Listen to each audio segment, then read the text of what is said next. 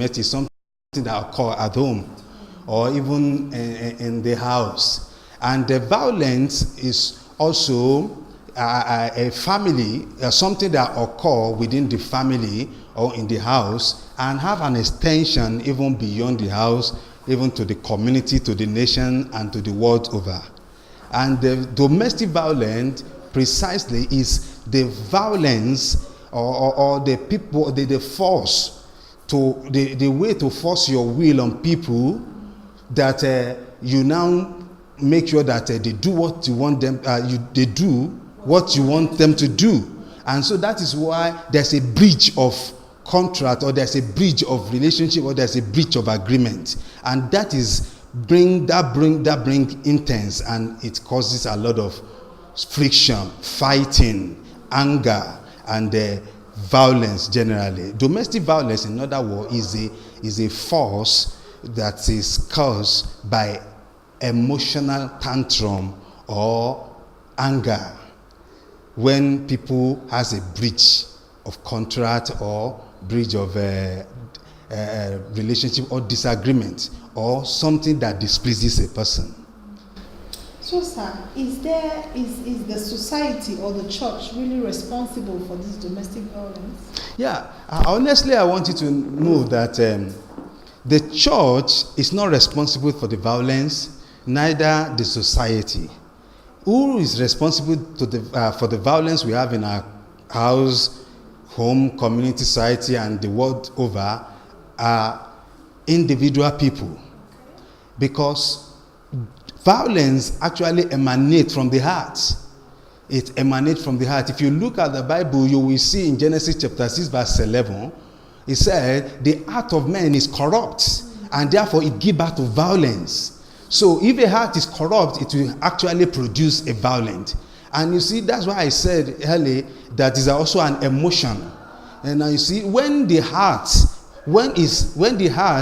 is being forced to do what is contrary to what he wants, it reacts. So there's a friction. And so this friction causes somebody to misbehave or to probably tend to do what he does not want to do naturally.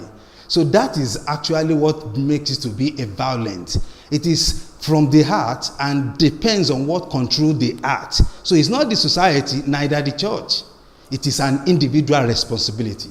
Okay, sir, but in a situation where someone used to go to church and then one way or the other he heard something that is not supposed to be in the church, and the person comes back home and now transfers that aggression on people that are living at home. So, sir, are we not supposed to say that the church too is a part of it is a part that contributes to domestic violence? Yes, not really that the church contributed to the reaction or actions of individual. You see, you can hear anything and you decide to do what you like. So if you had something, maybe they preach in a mosque or they preach in a church that when somebody misbehaves, you slap his face. You are responsible for that. It's not the church, neither the society. As a matter of truth, Jesus Christ taught us that when they slap you, no matter the emotional tantrum or the emotional anger that is controlling the person, if the person slap you, you should just think otherwise and just endure it. And thought probably he doesn't know what he's doing. So don't retaliate, because you don't know from the source in which his heart is being operated. So we have to see it this way, that actually, right from beginning, the world is being controlled when it is being controlled by the devil when he came into the heart of Adam and Eve and made them disobey God. So he is also as the source of disobedience. So that is mean if the devil, you allow the devil in your heart to whisper to you, to say what to you, to control your emotion, there is no how you will not misbehave. The person misbehave not basically because of what he had or what they said to him, basically because of what he chose to do. It's from the heart. So what's your advice to viewers out there? Honestly, my viewer, I will advise that we should first and foremost have self-control. You see, if you a man have self-control, self-control is far beyond action. It's a spirit. It's something you allow to occur naturally when you allow these forces in your heart to obey what is right. You have to know what is right. You have to know what is good, and you have to believe what is good, and you have to do it. So that could be an emotion that will help you behave in a positive way, not a negative way. Actually, violence is a vice. It is not really a good thing, because it is a negative emotion. It's as a result of what you allow. It's actually a spirit, but I will advise people to have the spirit of endurance, contentment. I will advise you to have self-control, and much more, you should allow God, the Spirit of God, to control your life. When that is done, you'll be able to master emotion.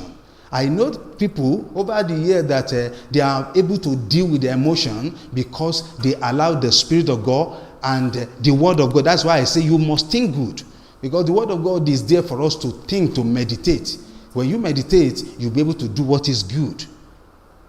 I think that is my advice for people at home.